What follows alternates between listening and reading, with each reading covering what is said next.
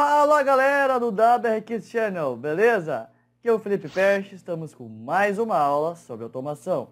Como prometido para vocês, dando uma sequência das nossas aulas simulando o nosso micro-ondas, ou seja, tentando mais próximo da realidade trazer algumas funções e comandos executados para com o nosso micro-ondas.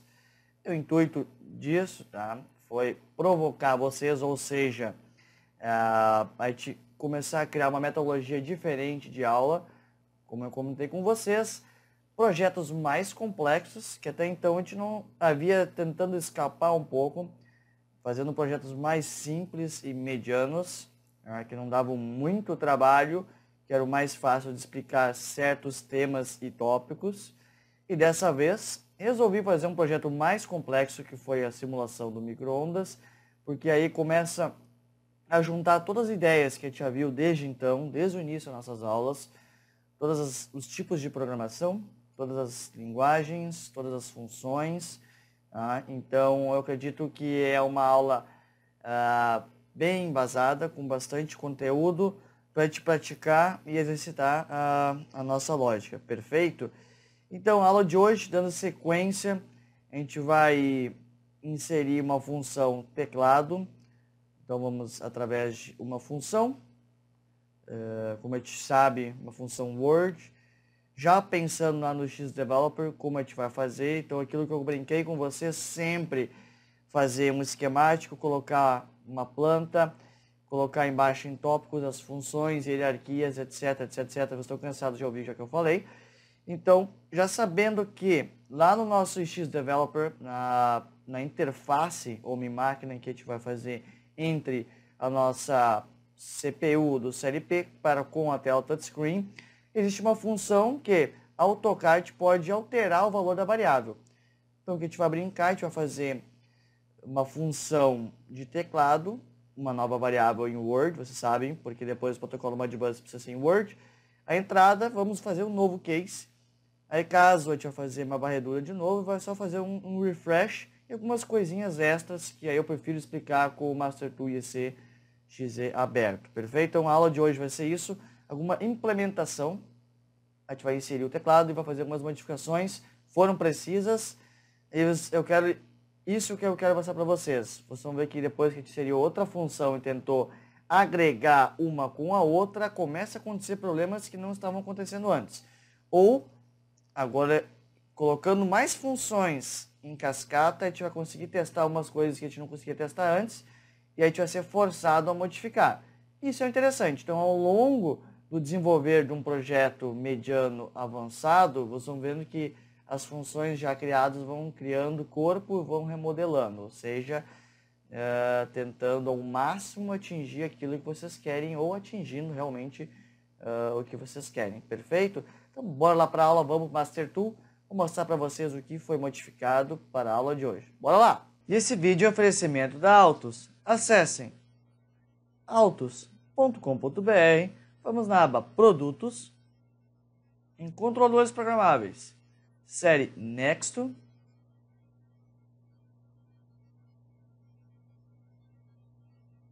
ao final do website, em Master Tool ECXE, clique na opção Português Brasil, faça um download do software e continue assistindo nossas aulas.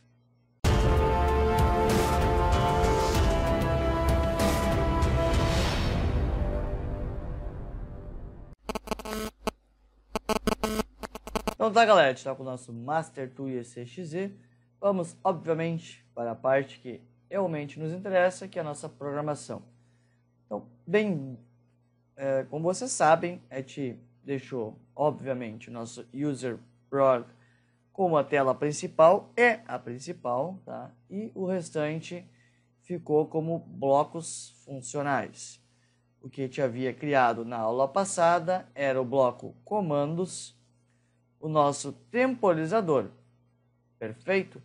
A aula de hoje, vou mostrar para vocês, a gente criou aqui na linha 3, 4 e 5 novos itens, a gente inseriu o bloco funcional teclado e aqui embaixo a gente fez uma comparação e um movimento de variável. E aí eu vou explicar o porquê. Primeiro, vou entrar na variável teclado. Tá?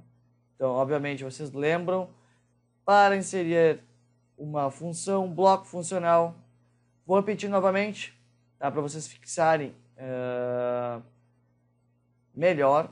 Às vezes o pessoal esquece, botão direito em User Poll, vem aqui acrescentar objeto, Poll 3 pontinhos. Aí clica, vai abrir uma aba nova, um pop-up, vocês escolhem a linguagem, o nome da função e aí vocês sabem.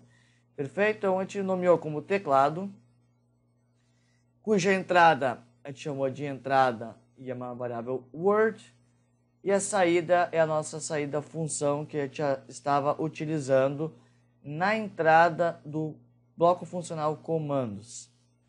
O que eu queria falar para vocês, que eu falei na aula passada, é o seguinte: uma vez que a variável está atrelada à saída de um bloco funcional, tá? Ele não vai escrever dentro de um outro bloco funcional, mesmo porque ele está atrelado à saída de outro, perfeito? Então, como vai ficar, como as variáveis que são de entrada, por exemplo, de um bloco funcional, a gente não consegue zerar dentro daquele bloco funcional, perfeito? Então, ele fica como hierarquia, por exemplo, as saídas daquele bloco funcional. O porquê ou como, tá? Então, eu vou voltar aqui em userprog para explicar para vocês.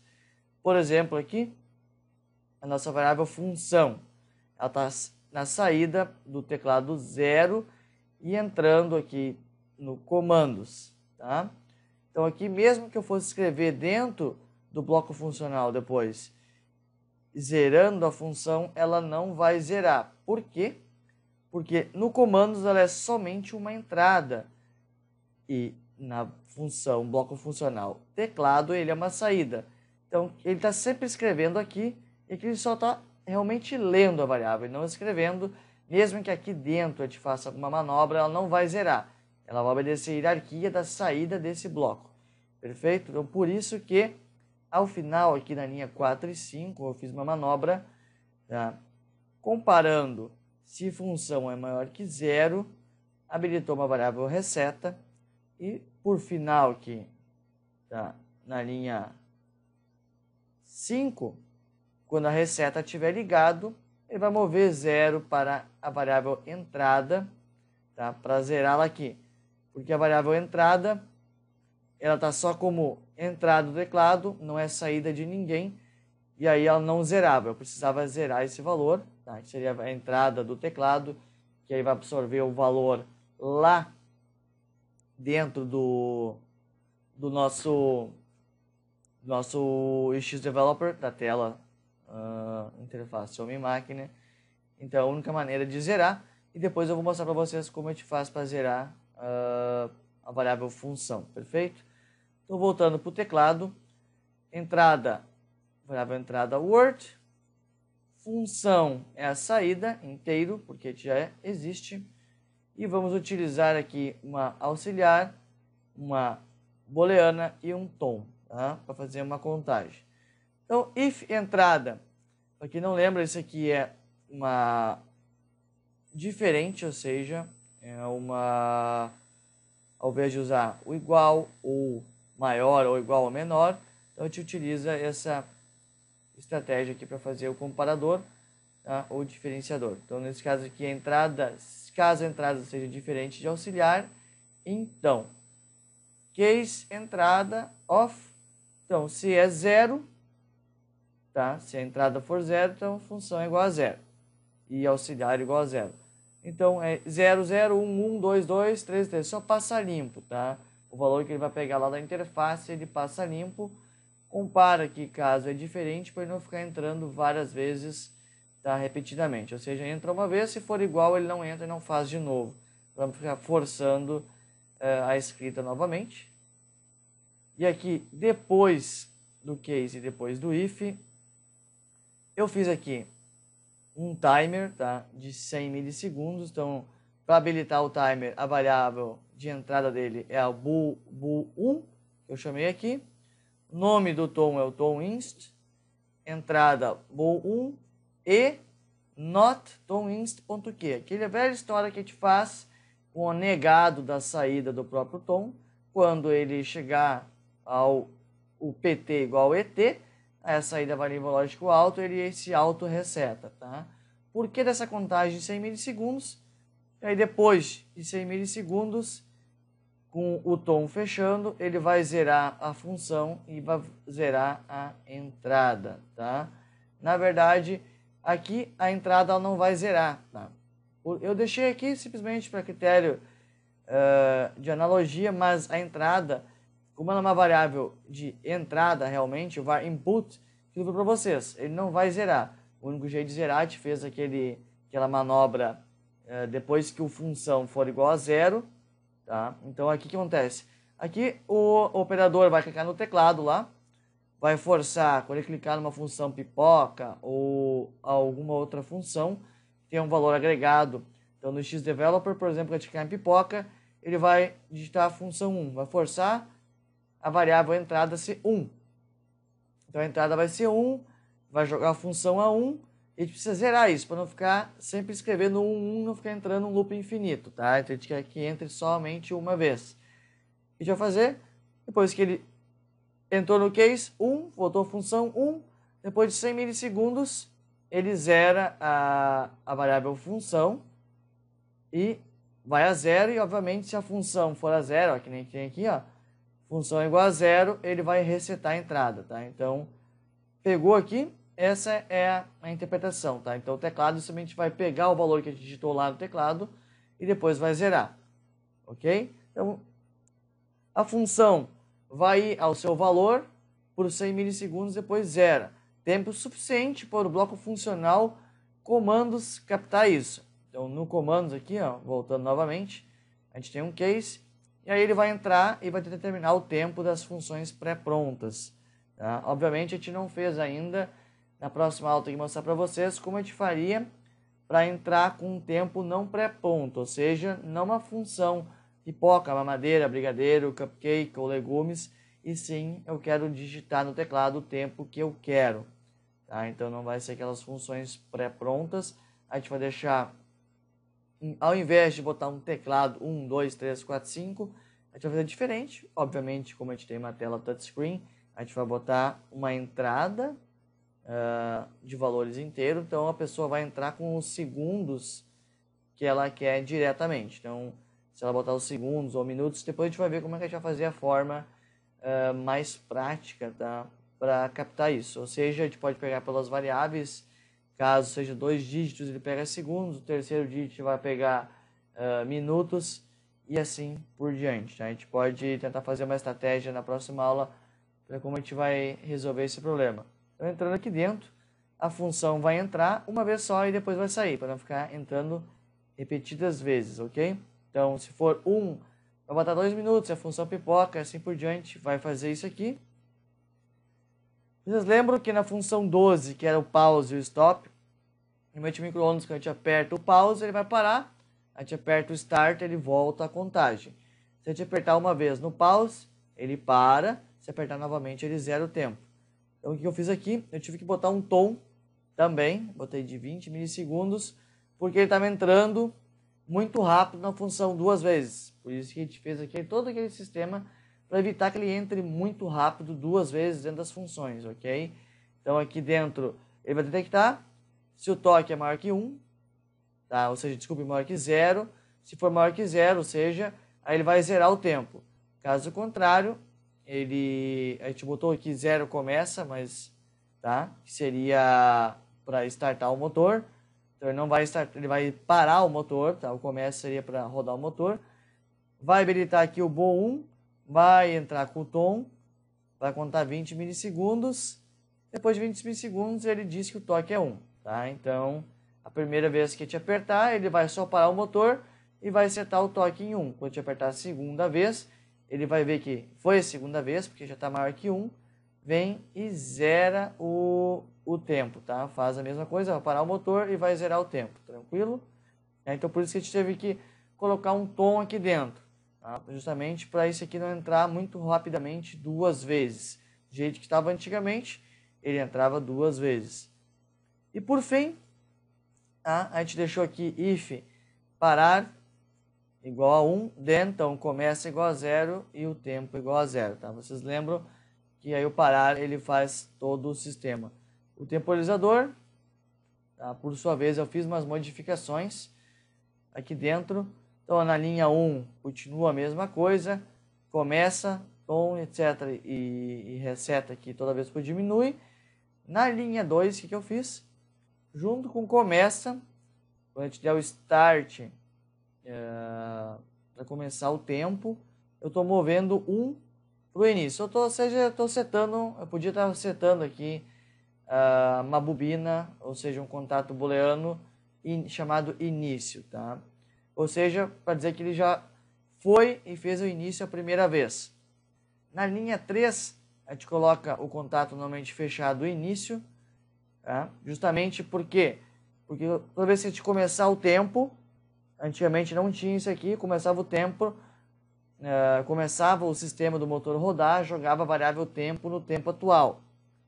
Quando eu fiz essa manobra justamente quando a gente usar a função pause e dar um restart, para ele não ficar jogando de novo o tempo no tempo atual, e sim manter só o tempo atual. Então, se ele já começou uma vez, o início já está setado, somente quando o tempo chegar a 0, ou quando a gente der 2 vezes a função pause, que seria o stop, que força o tempo igual a 0, que daí ele limpa essa variável e seria um novo início, tá? Então, uma vez que ele já iniciou o ciclo, ele não faz essas duas funções ao mesmo tempo. Que seriam essa aqui, de movimentar a variável tempo para o tempo atual.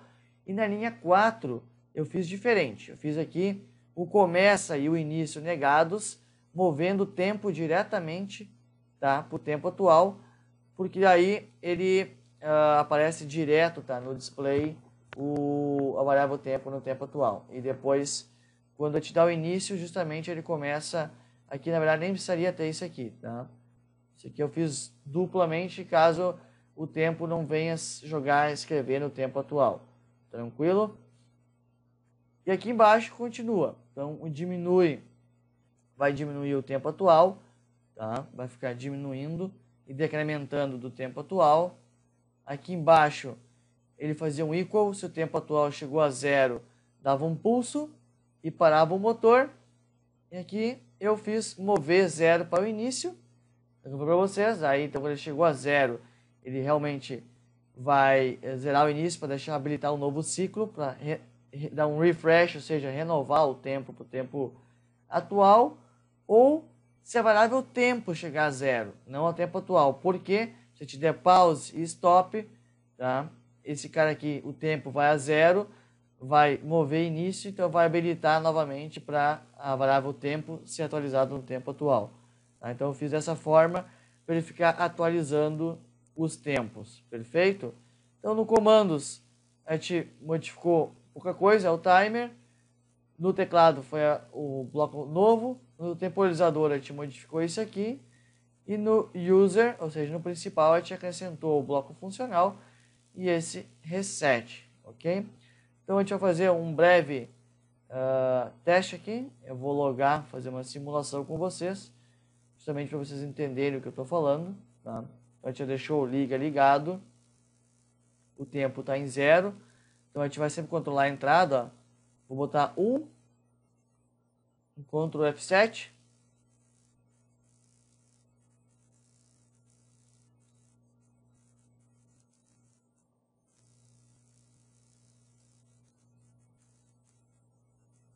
Tá? Às vezes dá uma bugada aqui na simulação, então você viu que ele zerou já. Botei 1 e ele zerou a minha entrada. Perfeito? E 1 é 2 minutos.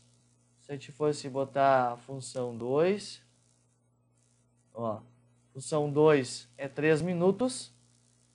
E agora automaticamente o tempo atual está 3 minutos. O 13 é a função de iniciar. Então, ó, vai começar a decrementar 1 segundo em 1 segundo aqui no tempo atual. E a entrada está em 0, tá? Então, vai, função 12, que eu falei para vocês, seria o pause. Então, parei, ó, 2h47, se eu quiser reiniciar, 13. Então, vai reiniciando, ó, vai continuar diminuindo. Ou seja, parei, quero voltar a contagem, vou parar novamente, 12, Ctrl F7, parei, e se eu der a função novamente, a princípio, ó, zerei, tá? Deu stop e zerei, ficou tempo 0 novamente. Então agora estaria pronto para eu digitar uma função pré-pronta novamente, e na próxima aula a gente precisa incrementar aqui no bloco comandos ou algum outro bloco para fazer a entrada direto via teclado do tempo, não utilizando uma função pré-pronta, mas sim um tempo digitado pelo teclado. Digamos que eu não quero usar uma função pré-pronta com potência, e sim utilizar, sei lá, um tempo aleatório, 3,5, 4, 10, 12, 20 e etc. Então, nosso programa, aos poucos, tá, está indo devagarinho, indo para a finalização. Obviamente, como eu comentei com vocês, cada vez que a gente vai testando, alguns problemas vão aparecendo, tá? E agora a gente precisa driblar esse problema. Como fazer para entrar com um valor via teclado para não complicar? Como eu comentei com vocês, como a variável tempo aqui agora a gente colocou no comando saída, eu não posso colocar agora para escrever também direto. Botar, por exemplo, um teclado, uma entrada via teclado para escrever. Porque como ela é uma saída do comandos, toda vez que eu tentar escrever em algum outro lugar, ele vai ficar escrevendo aqui na saída e não vai atualizar a variável. Então a gente vai ter que fazer uma outra variável aqui, sei lá, tempo entrada aqui no bloco, e fazer uma analogia. Caso a gente não está usando nenhuma função pré-pronta aqui, ele prevalece ao valor da entrada. Caso contrário, tá? Se esse valor aqui da entrada está zerado, ele prevalece a função, sei lá, alguma coisa do gênero, tá? Que a gente precisa fazer, e aí sim, aos pouquinhos, a gente vai indo para o término do nosso projeto. Na próxima aula eu quero fazer já essa parte aqui que está funcionando no XDeveloper e já simular isso aqui no CLP Nexo para ver se vai funcionar, e ao mesmo tempo criando a função de entrada via teclado. Perfeito? Então, a aula de hoje é isso, galera. Eu espero vocês na próxima. Um grande abraço. Valeu!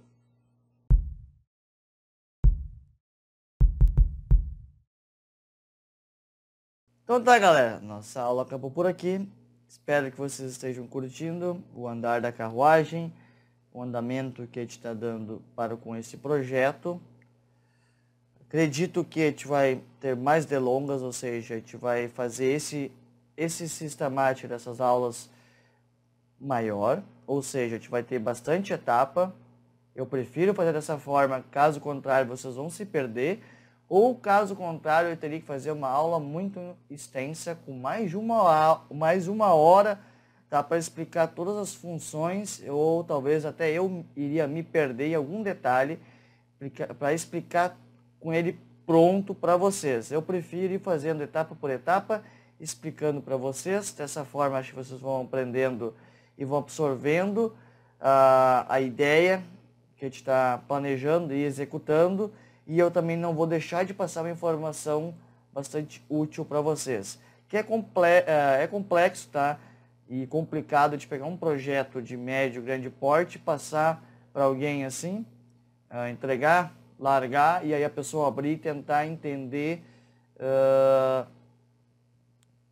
lendo sozinha, tá? Então é complicado. Nunca se sabe como a pessoa pensou para fazer aquele projeto e etc.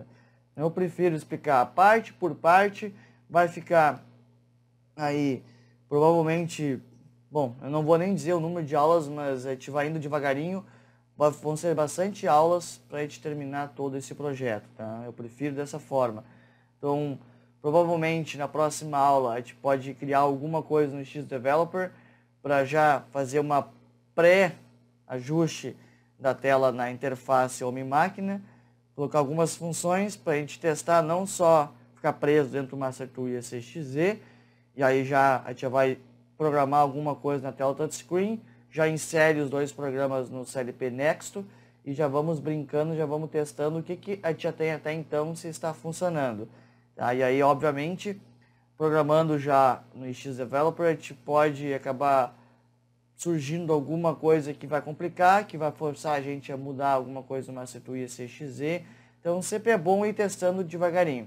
Tá? Eu prefiro e quero ensinar vocês a fazer dessa forma, que eu acredito que vai ajudar a todo mundo, perfeito? Quem tiver alguma dúvida, deixe um comentário aqui embaixo. Não se esqueçam de curtir, compartilhar, se inscrever no nosso canal. Aguardo vocês nas próximas aulas. Um grande abraço, valeu!